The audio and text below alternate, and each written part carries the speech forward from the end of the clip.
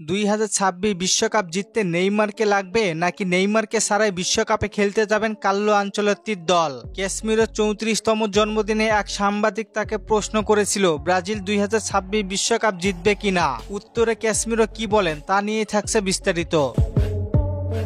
Argentina, Spain, France, England বড় বড় দলগুলোকে নিয়ে মিডিয়ায় চলছে অনেক আলোচনা, তবে ব্রাজিলকে নিয়ে তেমন আলোচনা হচ্ছে না। কিন্তু এতে করে ব্রাজিলের কোনো যায় আসে না, কারণ ব্রাজিলের হাতে প্লেয়ার আছেন। সেই প্লেয়ারগুলোর মাধ্যমে ব্রাজিল ভালো কিছু করতে পারে, কারণ বর্তমানে দলের দিকে তাকালে আপনার হাতে বিশ্বমানের সেন্টার ব্যাক আছে, বিশ্বমানের অ্যাটাক লাইন আছে এবং ক্যাসেমিরো, ব্রুনো গুইমারেজের মতো ভালো ভালো মিডফিল্ডার রয়েছে।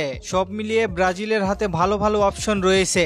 আমার বিশ্বাস এমন একটা স্কোয়াড নিয়ে ব্রাজিল বিশ্বকাপে ভালো কিছু করবে। কোচ পরিবর্তন এবং নানান ইস্যু নিয়ে হয়তোবা একটু পিছিয়ে থাকতে পারে, তবে খুব তাড়াতাড়ি ব্রাজিল ঘুরে দাঁড়াবে।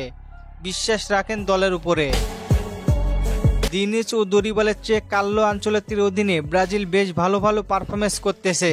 হয়তো তার অধীনে 2টি ম্যাচ হেরেছে, তাতে কোনো সমস্যা নেই, কারণ কার্লো আনচেলত্তি দলটিকে পরীক্ষা করতেছে।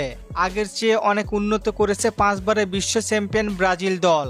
অন্য দলগুলো বিশ্বকাপের জেতার সম্ভাবনা থাকলেও ব্রাজিলকে কিন্তু পিছিয়ে রাখতে পারবেন না আপনি। ক্যাসেমিরোর জন্মদিনে ক্যাসেমিরো ডিরেক্ট বলেছেন নেইমার জুনিয়রকে ছাড়া বিশ্বকাপ জেতা অসম্ভব। নেইমার যদি সম্পূর্ণ ফিট থাকে সে ব্রাজিল জাতীয় দলের স্কোয়াডে আসবে 100%, এতে কোনো সন্দেহ নেই। এবং নেইমার জুনিয়রকে নিয়ে তারা 2026 বিশ্বকাপের স্বপ্নটা দেখতেছে। আমি নেইমারকে 12 বছর বয়স থেকে চিনি। এই লোকটি সবসময় খুব আলাদা। এইটা বলা সৌভাগ্যের বিষয় যে আমি নেইমারের সাথে খেলেছি। এই মানুষটি অসাধারণ। এমন এক মানুষকে আমরা হাতছাড়া করতে চাই না। 2026 বিশ্বকাপ জিততে হলে অবশ্যই নেইমারকে আমরা চাই।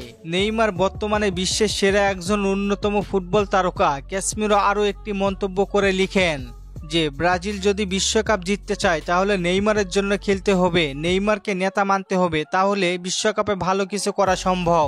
আপনার কি মনে হয় নেইমারের হাত ধরে ব্রাজিল কি পারবে 2026 বিশ্বকাপ জয়লাভ করতে? জানিয়ে দিন কমেন্ট করে। আর ফুটবলকে নিয়ে নতুন কোনো প্রশ্ন থাকলে করতে পারেন, পরবর্তী ভিডিওতে রিপ্লাই করব। ধন্যবাদ।